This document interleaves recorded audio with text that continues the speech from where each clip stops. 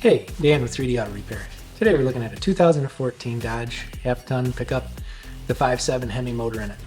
Customer called and said they had got a check engine light and the vehicle was running a little bit rough. They had done their own scan, said they had some misfiring issues with cylinder 8, but weren't quite sure what to do or how to repair it. We got them in, started inspecting the vehicle, noticed that yes, based on our scan tool and looking at some data, there definitely was an issue with cylinder 8.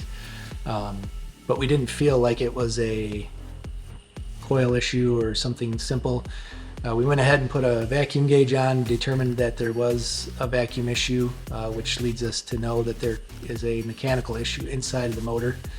We informed the customer we were going to need to take some valve covers off to inspect the motor to see if we could determine where the issue was.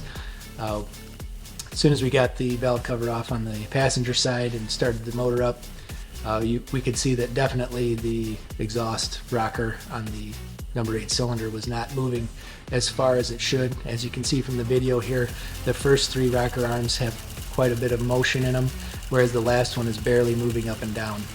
That indicated to us that the lifter had failed, causing some internal damage in the motor. Let the customer know that the proper course of action would be to put a replacement engine in. We got the okay from them, got the new motor in for them, got the vehicle back up and running. You know, runs as it should, no misfires, nothing like that.